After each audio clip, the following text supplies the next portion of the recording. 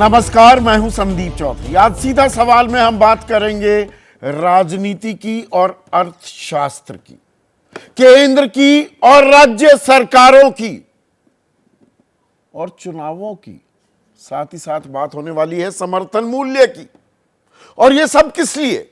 यह इसलिए कि 2 दिन पहले जो आम बजट मोदी 3.0 एनडीए सरकार तीसरी पारी में जो पहला पूर्ण बजट पेश किया, उसे लेकर राजनीति 48 घंटे बाद भी जारी है।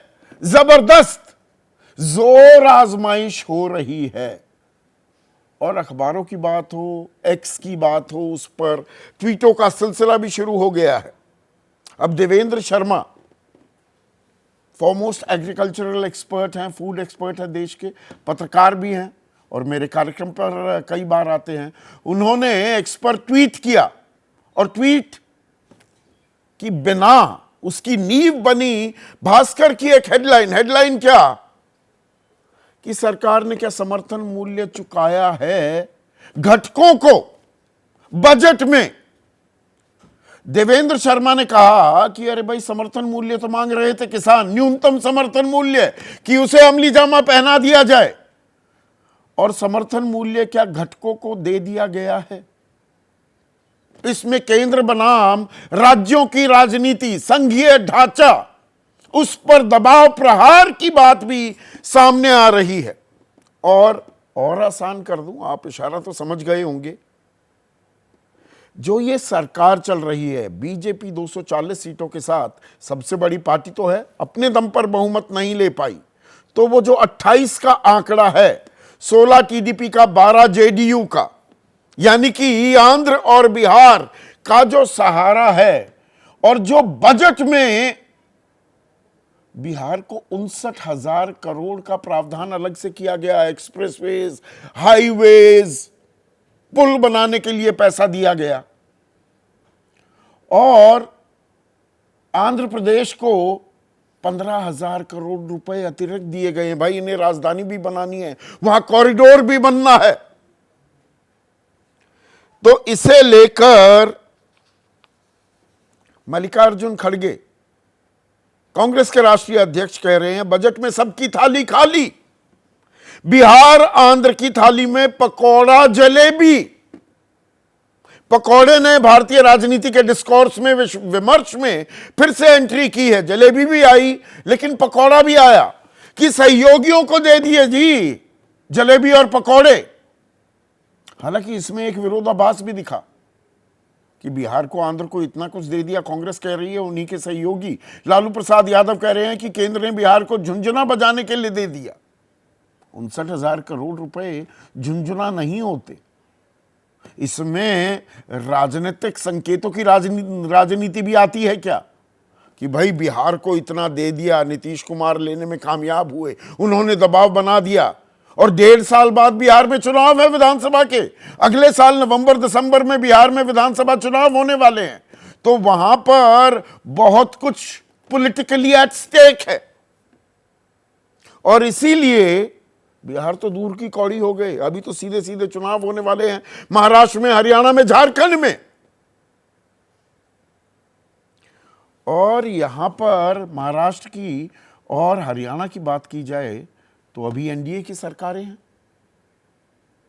और इसीलिए उद्धव ठाकरे ने परसों ही निशाना साधा था कि भाई हमें तो निचोड़ लिया, महाराष्ट्र से बस लिया ही जाता है, दिया कुछ नहीं जाता, सौतेला व्यवहार किया जा रहा है। और चुनावी मौसम में ये कैंपेन का हिस्सा भी बनते हैं, नारों में ये गड़े भी जाते हैं ये सारे आरोप। उत्तर प्रदेश अपने आप में दिलचस्प है, और यहां भी चुनाव की बात है। आप कहेंगे अरे 2022 में हो तो गए विधानसभा चुनाव, पर यहां पर अभी 10 सीटों पर विधानसभा के लिए उपचुनाव होने हैं। अगले महीने ही आ जाएगी अधिसूचना, जारी हो जाएगी। तो यहां पर अखिलेश यादव ने निशाना साध दिया है। वो कह रहे हैं बिहार और आंध्र प्रदेश को मिला, लेकिन उत्तर प्रदेश को नहीं मिला।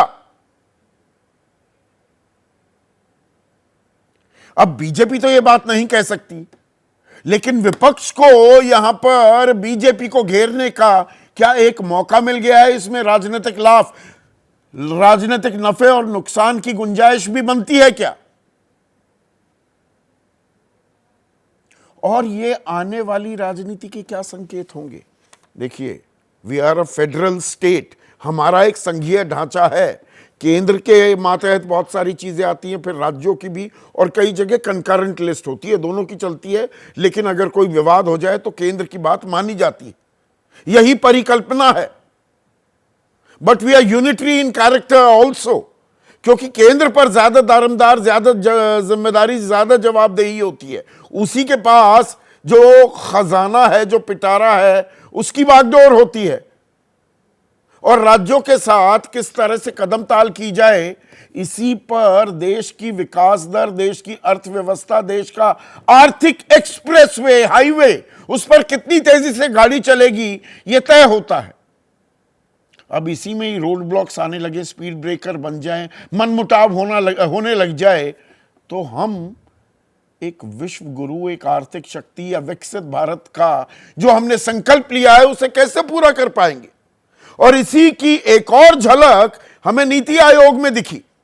नीति आयोग में राज्यों को क्या आवंटन किया जाता है, इस पर लगातार विमर्श होता है।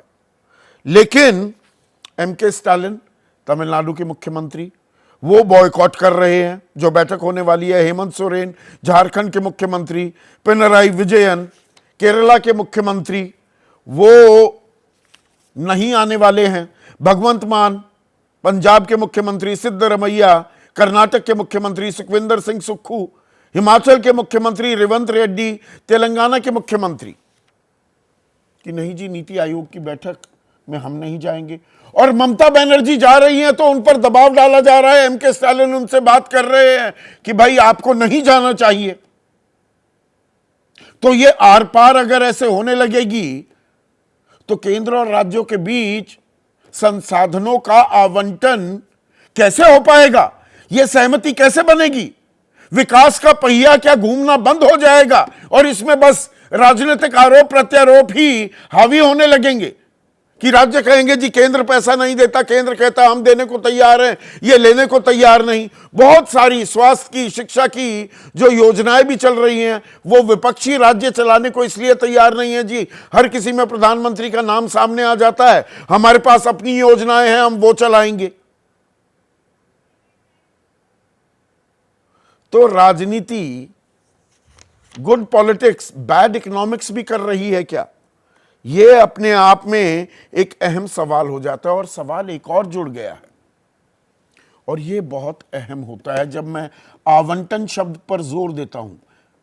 केंद्र राज्यों को क्या आवंटन करता है, यह तो महत्वपूर्ण है ही, लेकिन आपको, मुझको, अलग अलग जो वर्ग हैं, भाई अनुसूचित जाति है, जनजाति है, पिछड़ा वर्ग है, महिलाएं हैं, युवा हैं, किसको कितना दिया जा रहा है, किसान, यह आवंटन हमें पता होना चाहिए। और इसके लिए जनसंख्या की गणना बहुत अहम हो जाती है। 2021 में सेंसस होने वाला था, सेंसस नहीं हो पाया क्योंकि एक कोरोना काल, एक महामारी, वो आपातकाल, सबने इसको सहा, पूरी दुनिया ने।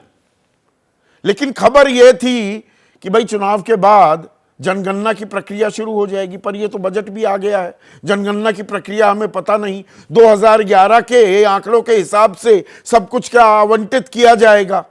इसमें कुछ लोग ऐसे ही जो हाशिए पर पड़े हुए थे, वो हाशिए पर ही पड़े रह जाएंगे। और क्या सरकार जानबूझकर जनगणना को सरकमवेंट भी करना चाह रही है? क्योंकि उसमें कहीं ना कहीं बात जातिगत जनगणना की भी आ जाएगी और उसमें पेंच अड़ाएगी जेडीयू, जो अहम घटक है। बिहार में जातिगत जनगणना तो लागू कर दिया नीतीश कुमार ने, और विपक्ष, कांग्रेस, समाजवादी पार्टी, सब लोग इसकी पैरवी करते दिखाई दे रहे हैं। तो बजट से शुरू हुआ बवाल क्या अभी नहीं थमने वाला है, और इसे लेकर सवाल आने वाले कई महीनों तक गूंजेंगे क्या? इसी पर आज हम चर्चा करने वाले हैं। और ऐसे में आज का सीधा सवाल, बजट बहुमूल्य या सरकार का समर्थन मूल्य? और पैसा बहाना है विपक्ष को ताकत आजमाना है या ताकत की जोर आजमाइश करनी है। चर्चा में मेरे साथ जेडीयू के राष्ट्रीय प्रवक्ता हैं, उनके राष्ट्रीय सचिव भी हैं राजीव रंजन, एनडीए के ही दूसरे अहम घटक टीडीपी जिसका मैंने जिक्र किया उनके राष्ट्रीय प्रवक्ता प्रेम कुमार जैन, इंडिया खेमे से दो मेहमान, कांग्रेस के राष्ट्रीय प्रवक्ता सुरेंद्र राजपूत और समाजवादी पार्टी के राष्ट्रीय प्रवक्ता सुनील साजन। देश के सबसे बड़े चुनावी विश्लेषकों में से एक, क्योंकि यहां जब अर्थशास्त्र को औजार बनाया जा रहा है तो कहीं ना कहीं निगाहें चुनावों पर हैं। संजय कुमार मेरे साथ हैं और साथ ही साथ वरिष्ठ पत्रकार विनोद अग्निहोत्री भी इस चर्चा में जुड़ने वाले हैं। तो जलेबी और पकौड़े मिल गए, किसानों को समर्थन मूल्य मिला हो या ना मिला हो, आपको सरकार को समर्थन देने का मूल्य मिल गया है। राजीव रंजन, यह विपक्ष आरोप लगा रहा है।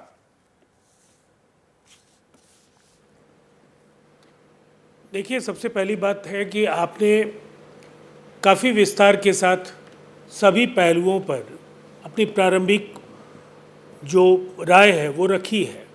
मैं एक बात जो कहना चाहूँगा, जो लोग लगातार सहकारी संघवाद और संघीय ढांचे का हवाला देते रहे हैं, हैरानी है कि अगर देश का जो पूर्वी हिस्सा जो लंबे समय तक उपेक्षा का शिकार रहा है और इन जो 5 राज्यों को पूर्वी भारत का हिस्सा माना गया, उनमें 4 तो अविभाजित बंगाल के अंग रहे हैं।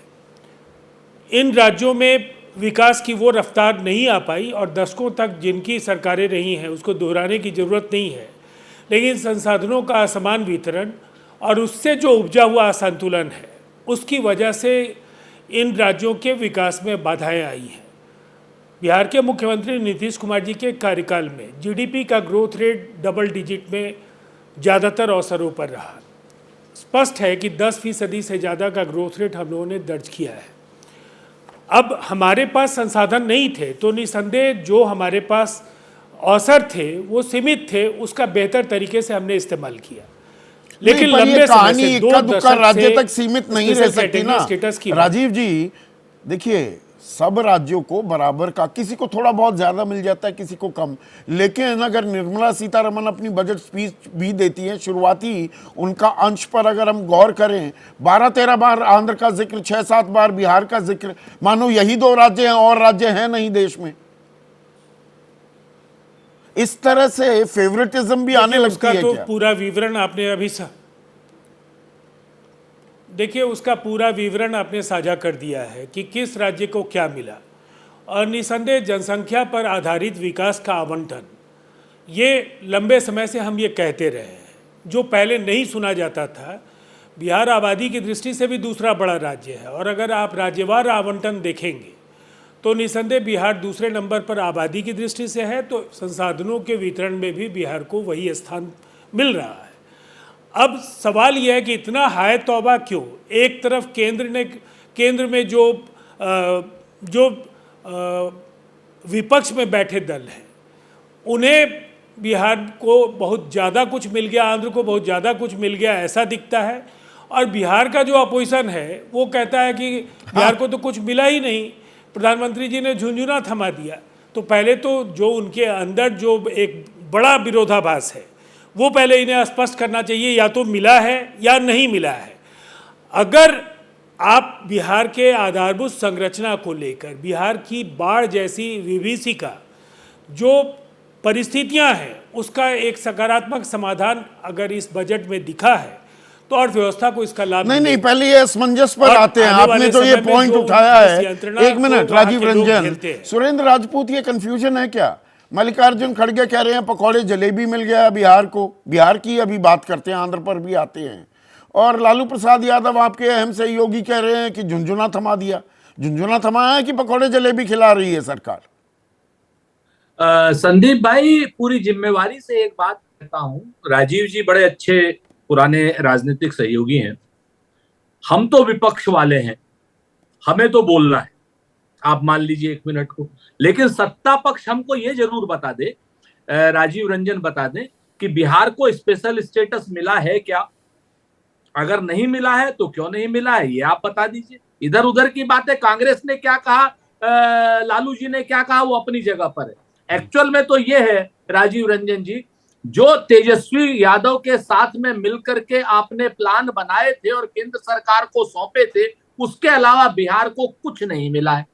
एक बात ये तो है, लेकिन वो भी जो मिला है वो अन्य राज्यों से ज्यादा मिला है, इसको भी कोई वो नहीं कर सकते क्या, लेकिन वो आपकी आवश्यकता पूरी करता है। 1,25,000 करोड़, गला फाड़ फाड़ के चिल्ला रहे थे आदरणीय मोदी जी, 50,000 दूं की 60,000, 60,000 दूं की 70,000, 70 की 80, 90, 1,25, 1,25,000 करोड़, वो मिला है क्या? स्पेशल राज्य का दर्जा मिला है क्या? आप बिहार को पिछले 25 नहीं, इस सालों बार से 1,25,444 करोड़ ही मिले हैं बिहार को। सर जो आप 1,25,400, सुनिए ना, 1,25,444 करोड़ स्पेशल मिले हैं क्या?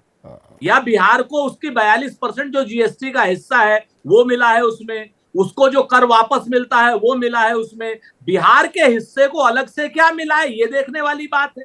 दूसरी बात, जिस मांग पर आप लोग अड़े हुए थे लगातार, वो उस मांग का क्या हुआ जरा बताएंगे?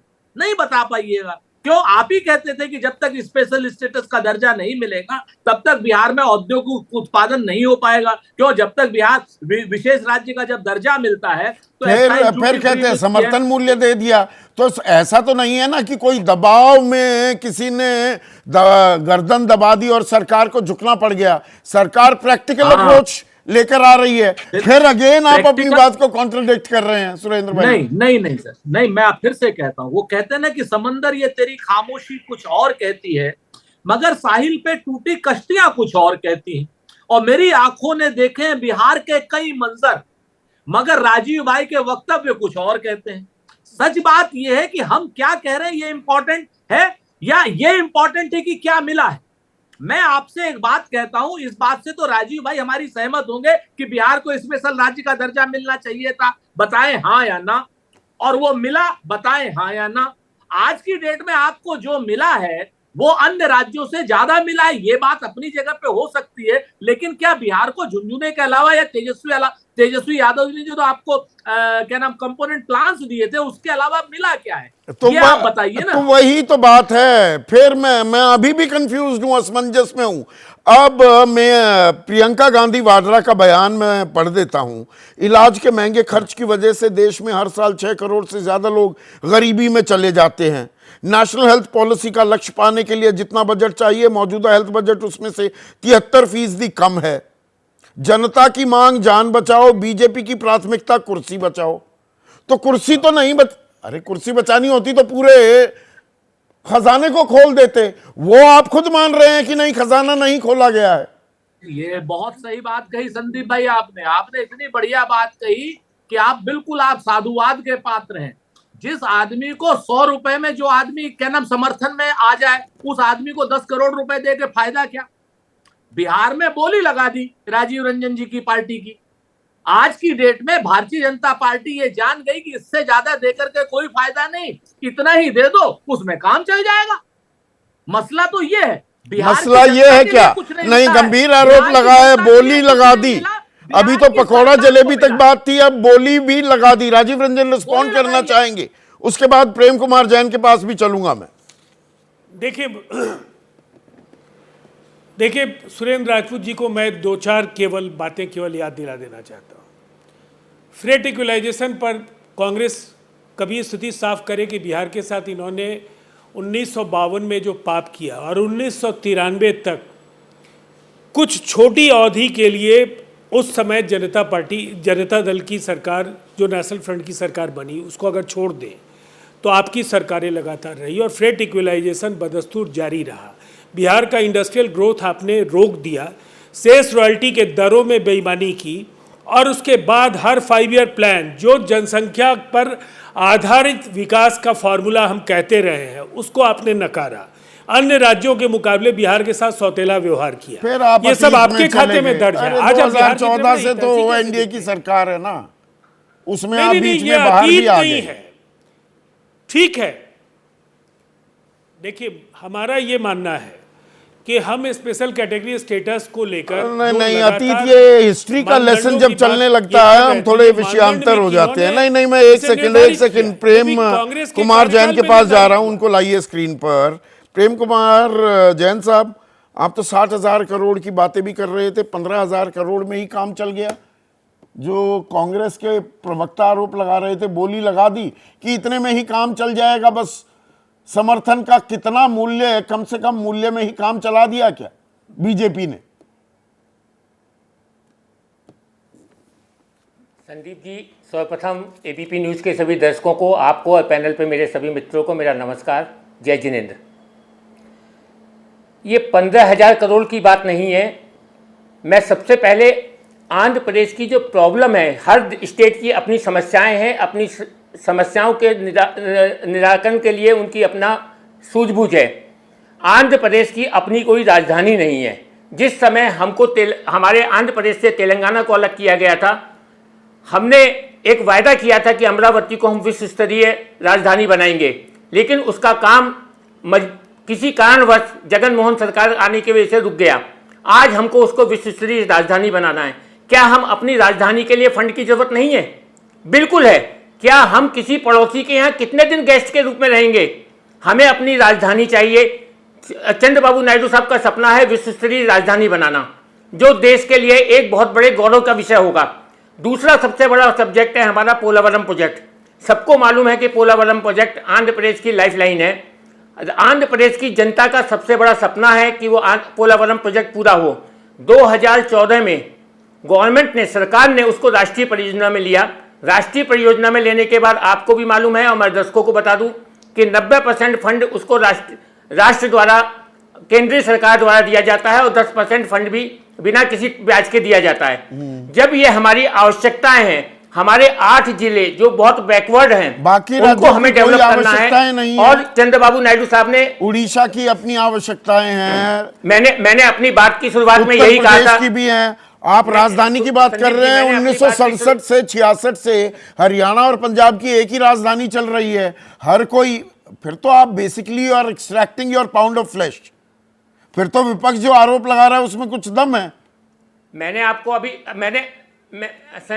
संदीप जी, मैंने अपनी शुरुआत यही कहा था कि हम पड़ोसी के यहाँ कितने दिन गेस्ट बने रहेंगे।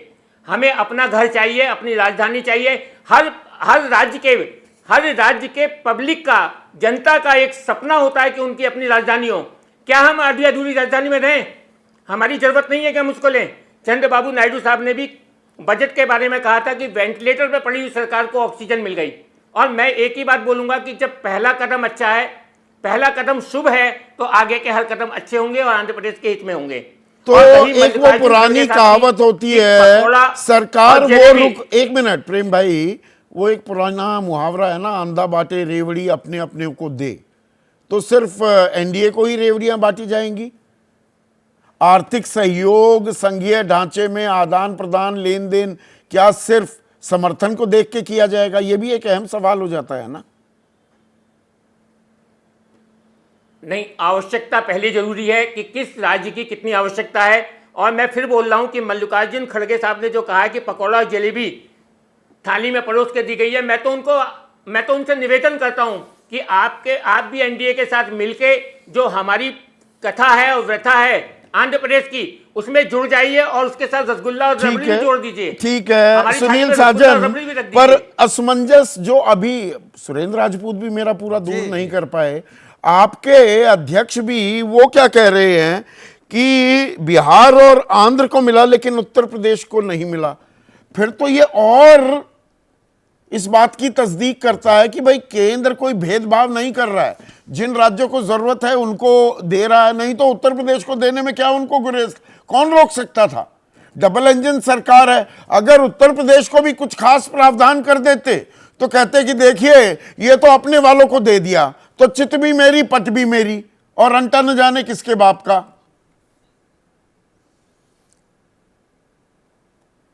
देखिए संदीप जी, मैं केवल एक बात कहूँगा आपके कार्यक्रम के माध्यम से कि अगर बीजेपी सरकार ने बिहार की और आंध्र प्रदेश की आर्थिक मदद की है तो हम बिहार के जनता की तरफ से और आंध्र प्रदेश की जनता की तरफ से सरकार को बधाई दिए दे रहे हैं।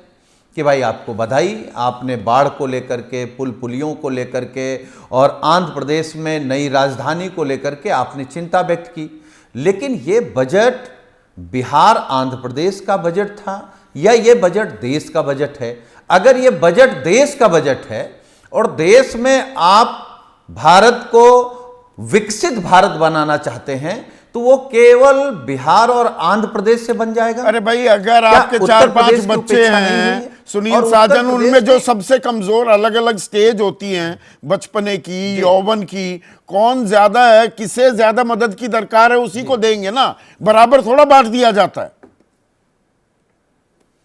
अच्छा, ठीक ठीक बात है, हम आपकी बात से सहमत हैं संदीप जी। हम आपके कार्यक्रम के माध्यम से सरकार से जानना चाहते हैं कि अगर यही आदरणीय नीतीश कुमार जी बीजेपी को समर्थन नहीं दे रहे होते, आदरणीय चंद्रबाबू नायडू जी समर्थन नहीं दे रहे होते, तो क्या यही मोदी सरकार बाढ़ की चिंता कर रही होती, राजधानी की चिंता कर रही होती? क्योंकि ये दोनों स्टेट, ये दोनों माननीय नेता नीतीश कुमार जी, चंद्रबाबू नायडू जी, ये मोदी सरकार की बैसाखी हैं। तो आदमी बैसाखी थोड़े तोड़ देगा, उन्होंने अपनी और बैसाखी यूपी को जो नहीं हमारे देगा। नेता ने बात आप कही, ये भी तो कह रहे हैं कि कि उत्तर प्रदेश को समर्थन का कुछ मूल्य नहीं दिया दिया। है। वहां भी तो नहीं, उपचुनाव होने वाले हैं ना विधानसभा के 10 सीटों पर। हम उस पर आ रहे हैं। अभी उसको लेके सड़कों पे उतरेंगे जी, यूपी को नहीं दिया। तो नहीं नहीं नहीं, मैं उसी पे आ रहा हूं संदीप जी। तो दो जगह से बीजेपी सरकार को समर्थन है, उसका समर्थन मूल्य बीजेपी ने दे दिया। अब उत्तर प्रदेश की बात आइए। उत्तर प्रदेश में हमारा तो यही सीधे सीधे आरोप है, वही हमारे नेता ने कहा कि मोदी और योगी की झगड़े में उत्तर प्रदेश के 25 करोड़ लोगों को सजा क्यों मिल गई, उनका हक क्यों मर गया? ठीक है, मोदी जी मानते हैं योगी जी ने हरा दिया, योगी जी मानते हैं कि उनसे क्या मांगना, हम खुद उनसे बड़े हैं। 1,98,135 करोड़ तो का आवंटन देखिए, था। दो लोगों एक के मिनट झगड़े सुनिए में। ना, 2023-24 में पिछले साल ये बढ़कर 2,23,737 करोड़ हो गया। 25,602 करोड़ रुपए का इजाफा है आवंटन में उत्तर प्रदेश को।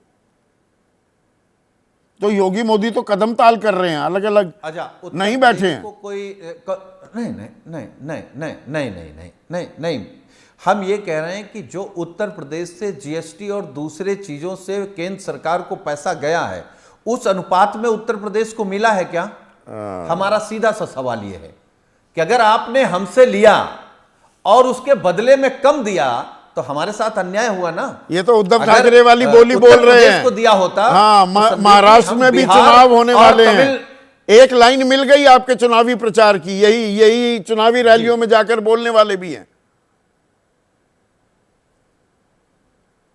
अब स्वाभाविक है बोलेंगे, क्यों नहीं बोलेंगे? सच तो बोलेंगे, लोगों को बताएंगे कि आपसे लिया लेकिन आपको वापस नहीं किया, वापस उनको कर दिया जिनसे सरकार चला रहे हैं।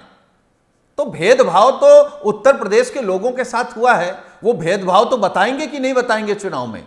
आपके कार्यक्रम के माध्यम से बता रहे हैं, गांव-गांव जाकर के बताएंगे तो कि ये पैसा इनका क्या झगड़ा है दरअसल, और एक सजा मिनट, हमको आपको मिल गई, पैसा क्या सजा बहाना किसान है? को मिल ये जो सरकारी खजाना किस तरह से बांटा जा रहा है, ये जानबूझकर ये चुनावी जोर आजमाइश, दांव पेंच खेले जा रहे हैं क्या कि भाई बिहार और यहां दे दिया, यूपी में 10 सीटों पर उपचुनाव होने वाले हैं, महाराष्ट्र में चुनाव है, हरियाणा में, वहां पर एनडीए की सरकार है, झारखंड में है चुनाव। हाँ देखिए, झारखंड में तो चलिए अभी वहां रिवर्स लॉजिक लगाएंगे क्योंकि विपक्ष की सरकार है इसलिए दिया नहीं।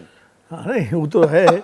मैं ये कह रहा हूं कि जिस तरह से लोकसभा के चुनाव में संविधान का एक नैरेटिव बना दिया था विपक्ष ने, उसी तरह मुझे लग रहा है ये बजट का एक नैरेटिव विपक्ष बना रहा है कि देखिए बजट में खाली 2 राज्यों को दिया, समर्थन मूल्य दे दिया और बाकी राज्यों को छोड़ दिया। उसमें हरियाणा, महाराष्ट्र, झारखंड और इस तरह से। आपके आने से पहले मैंने देवेंद्र शर्मा के ट्वीट का भी जिक्र किया, एक्स पर जो ट्वीट किया है कि किसानों को मिलना था समर्थन मूल्य, मिल गया यहाँ, मिल गया इनको, और वो भी न्यूनतम मिला है।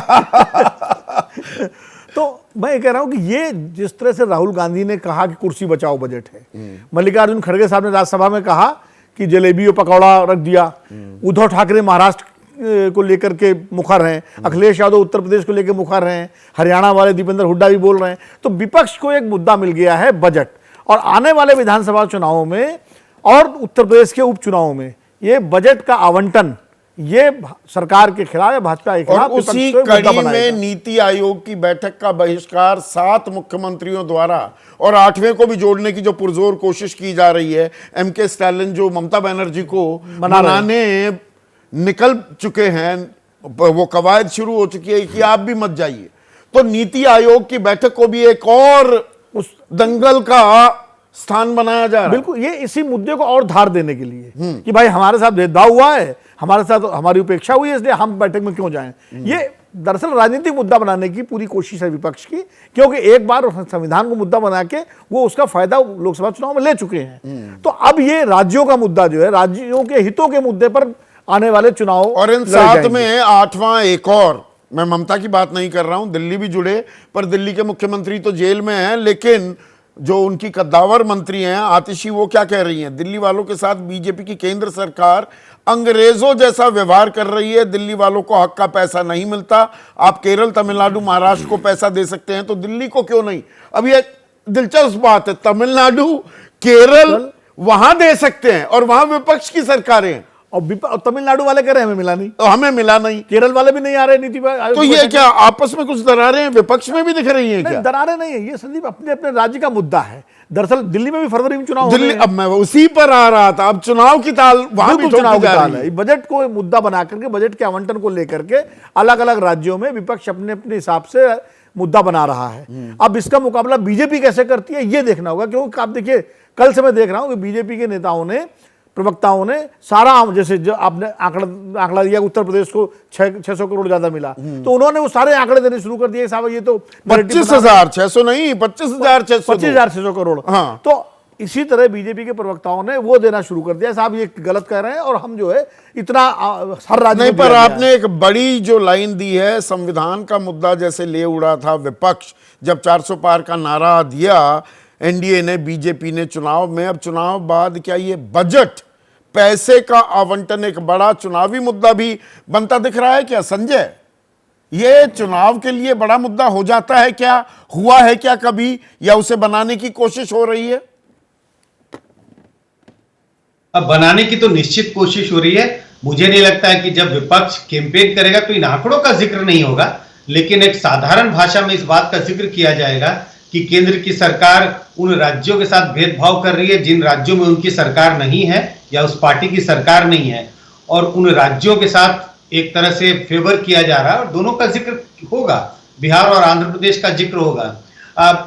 जिस बात को मैं बार बार कहता रहता हूं कि आजकल चुनाव में परसेप्शन का मामला है। हाँ। लोग आंकड़े नहीं देखेंगे, ये 1000 करोड़, 25,000 करोड़ और 59,000 करोड़ का कोई मतलब नहीं है। परसेप्शन अगर आप बना पाए तो आप एक तरह से फ्रंट फुट पर खेल रहे होंगे, अगर आप परसेप्शन नहीं बना पाए तो आप फिर बैक फुट पर चले जाएंगे, लोग उसमें नहीं, यहां पर जो विनोद कह रहे हैं संजय कि एक संविधान का नैरेटिव चला, सत्ता पक्ष का अपना कहना था, विपक्ष का अपना, और अब विनोद जो कह रहे हैं कि नहीं ये पैसे के आवंटन भी, कि भाई वही अपनों को रेवड़ी बांटी जा रही है, दूसरों को नहीं दिया जा रहा चुनाव में, क्या ये चीज लोगों को आकर्षित कर पाएगी या किया है कभी? देखिए, कर पाएगी ये इस पर निर्भर है कम्युनिकेशन स्किल, आप किस तरह से इस बात को जनता के बीच ले जाते हैं। अगर ये बार बार इस बात का जिक्र हुआ, राज्य के विकास से अगर जोड़ते हैं आप कि राज्य के विकास में एक बड़ी अड़चन है, केंद्र से सहायता नहीं मिलती है, आंकड़ों का जिक्र ना करें। अगर आंकड़ों का जिक्र होगा इतने 1000 करोड़, तब लोगों को उसमें दिलचस्पी नहीं है। लेकिन अगर आप अपने राज्य की आर्थिक सामाजिक पिछड़ेपन को इस बात से जोड़ेंगे कि केंद्र सरकार की जिम्मेवारी है कि वो इन राज्यों को मदद करे और हमें मदद नहीं मिल रही, मुझे लगता है कि काफी इफेक्टिव होगा। आर्थिक सामाजिक पहलू की आपने बात की, अब इसमें तीसरा बिंदु आ जाता है। मैंने बजट की बात की है अभी तक नीति आयोग की बात की, अब सेंसस की बात भी हो जाए।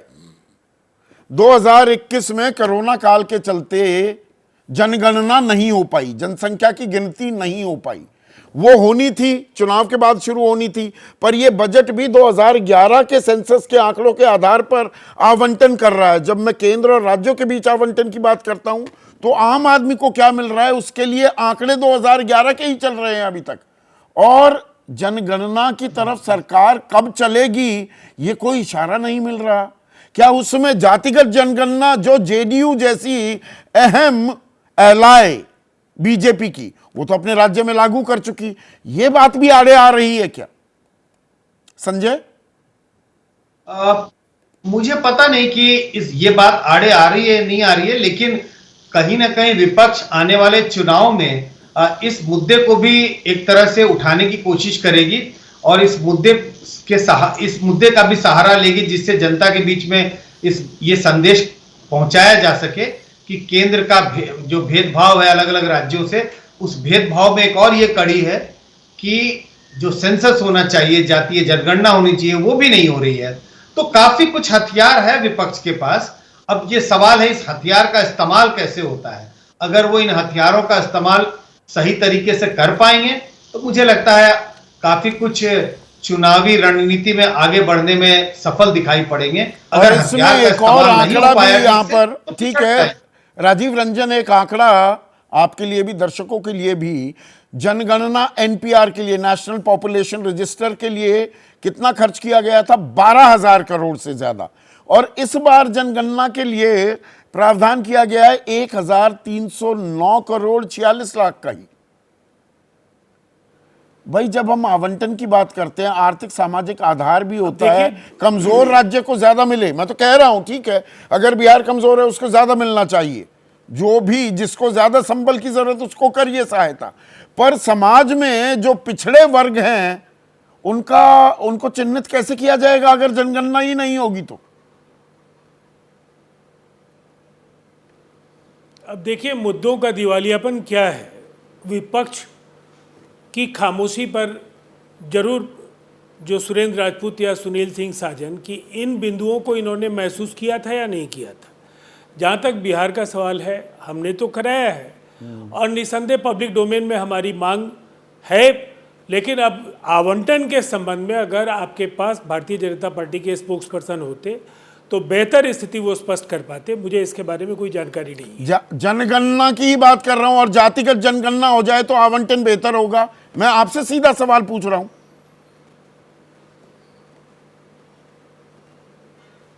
देखिए निसंदेह जातिगत जनगणना को लेकर के तो हमारा स्टैंड बिल्कुल साफ है, और अभी उसके आधार पर जो आरक्षण का बिहार फॉर्मूला है, जब उसको लेकर हम लोग संविधान की 9वीं अनुसूची में शामिल किए जाने की मांग कर रहे हैं, हम सुप्रीम कोर्ट में हाई कोर्ट के फैसले के खिलाफ। तो हम अभी तो सामान्य जनगणना की राह पर ही आगे बढ़ते नहीं दिख रहे हैं। इसलिए हम अभी तो हम नॉर्मल सेंसस की तरफ भी आगे बढ़ते नहीं दिख रहे हैं राजीव जी। नहीं, मुझे ऐसा लगता है इस पर बेहतर होगा भारतीय जनता पार्टी के ऑफिशियल स्पोक्स पर्सन अगर अपनी प्रतिक्रिया दे तो बेहतर है। हमारी सुरेंद्र पार्टी का जो राजपूत स्टैंड है वो पब्लिक डोमेन में है। ठीक है, कमजोर राज्य को मिल सकता है तो कमजोर जो तबके हैं उनका भी तो चिन्हित होना जरूरी हो जाता है कि नहीं? ये political and economical bank corrupt सरकार है संदीप भाई, जिम्मेवारी से कह रहा हूं। दो चीजें देखिए, पहली चीज जाति जनगणना ही नहीं, पूरी जनगणना और जाति जनगणना समेत 4 साल आप लेट कर चुके हैं, और इस बार भी आपने 11,000 या 12,000 करोड़ की जगह 1,000 करोड़ दिया है। नंबर 2, सबसे बड़ी जो बात है, संजय भाई भी बताएंगे और आपको अग्निहोत्री साहब, और आप तो खैर जानते ही हो कि जो हमने पूरा कर्जा ले रखा है, जो 2014 में 50 लाख करोड़ था, आज 230 लाख करोड़ के आसपास हो गया, उसकी हर साल की किस्त 11 लाख करोड़ है। और वो 11 लाख करोड़ क्या नाम का कर्जा देने के लिए आप 11 लाख करोड़ की बैंक से बोरोइंग कर रहे हैं। इस सरकार के पास पैसा कहां है? ये पैसे सरकार जनगणना कराएगी कहां से? फिस्कल डिसिप्लिन, जो वित्तीय अनुशासन होती है, उसकी वानगी हमें दिखी है। देखिए, अगर वित्तीय घाटा 4.5% आ गया है, जो 6% के करीब था, तो उस बात में सरकार की तारीफ करनी चाहिए या सरकार को घेरे में डालना चाहिए? संदीप भाई कैसी बातें कर रहे हैं? 2014 में 3.8 था, उसके बाद इन लोगों ने 4.2 किया।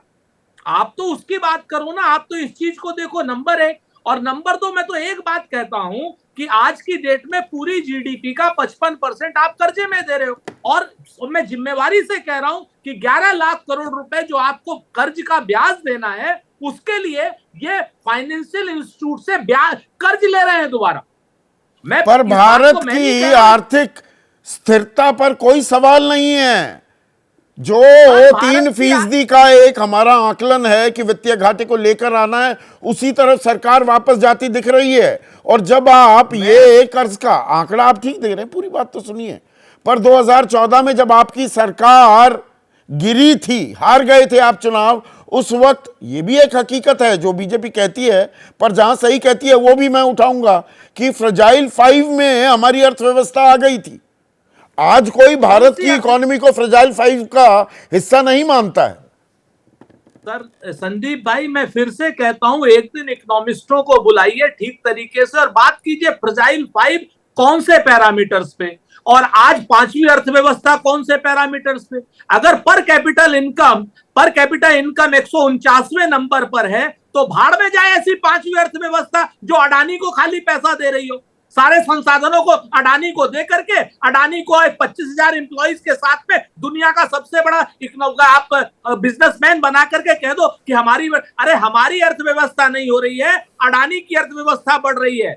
2018 से 2024 6 साल में हमारी इनकम, आम आदमी की इनकम नहीं बढ़ी है। बांग्लादेश हमसे आगे पहुंच गया है, हम पर कैपिटा इनकम में 149वें नंबर पर आ गए हैं। अगर आपको भरोसा ना हो तो आप चेक कर लो। नहीं, जो आंकड़े गलत बताएंगे तो मैं बता दूंगा। जिन आंकड़ों पर मैं आपको टोक नहीं रहा, ये मानकर चलिए कि वो आंकड़े दुरुस्त हैं।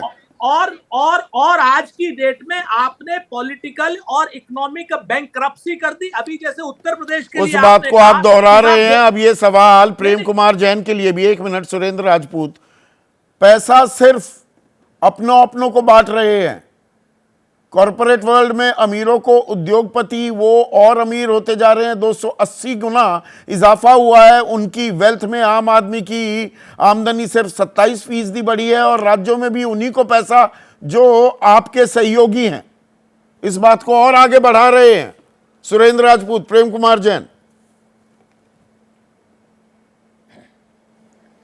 संदीप जी, मेरा एक ही सुझाव है कि मैं अगर आंध्र प्रदेश के मुद्दे पे बात करूं तो ज़्यादा बेहतर रहेगा।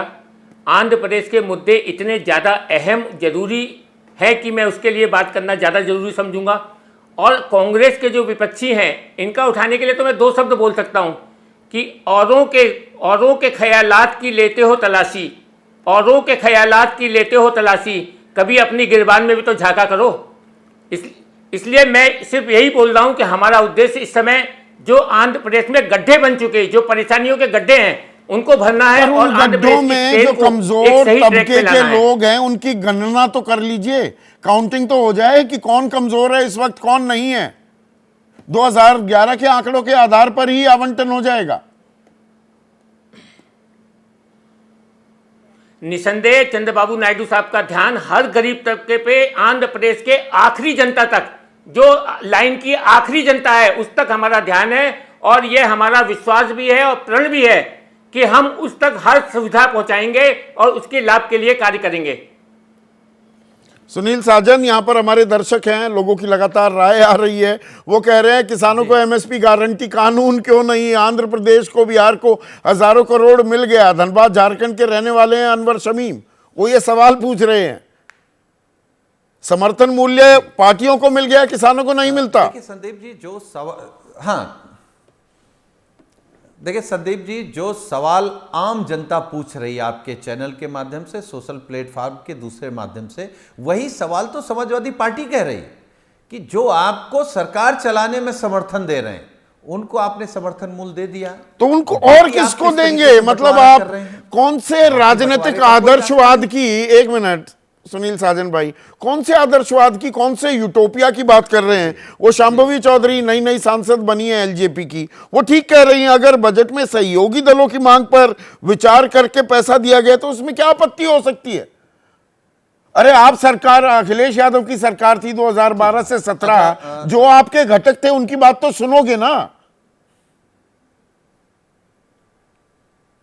ठीक है, देखिए बात को सुनना और अन्याय करना, अब ये मोदी सरकार धृतराष्ट्र हो गई है कि अगर पांडवों की तरह अगर उत्तर प्रदेश के लोग अपना थोड़ा सा भी हक मांग रहे हैं तो आप वो हक भी नहीं देना चाहते, बाद में चाहते कि महाभारत भी ना हो। तो कैसे होगा? अगर अन्याय उत्तर प्रदेश के लोगों के साथ मोदी जी कर रहे हैं तो 10 सीटें उपचुनाव कैसे जीत जाएगी बीजेपी? कैसे आप 27 जीत जाओगे?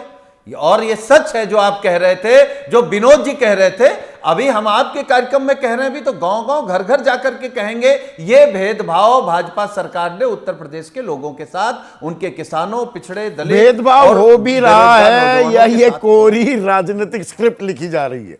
विनोद अग्निहोत्री, देखिए, विपक्ष इसको भेदभाव बता रहा है, भाजपा इसको बता रही है कि उन्होंने जो है बड़ा न्यायपूर्ण वितरण किया है। अब जनता किस रूप में लेती है, जैसे संजय भाई कहते हैं, लेकिन जो मुख्य सवाल आपका जनगणना वाला है, हाँ। मुझे लगता है बजट की तरह जाति जनगणना का मुद्दा भी इशू बनेगा और सबसे ज्यादा उसमें समस्या आएगी जनता दल अरे भाई जनगणना भी तो कराइए, जनगणना के आधार पर ही आगे महिला आरक्षण कानून जो बना है वो उसी पर टिका हुआ है, वरना वो पता नहीं कब जाकर लागू हो पाएगा। लोकसभा सीटों का परिसीमन भी उसी पे टिका है। हाँ, तो उसी पे जो 26 में होना है, हाँ, वो भी टिका हुआ है। वो जानबूझकर होल्ड पर तो नहीं रखा गया है कि जैसी बहुमत बीजेपी सोचे बैठी थी, उम्मीद लगाए बैठी थी, वैसा नहीं मिला है। वैसा नहीं मिला और उसकी निर्भरता बिहार और आंध्र प्रदेश पर आ गई सरकार की।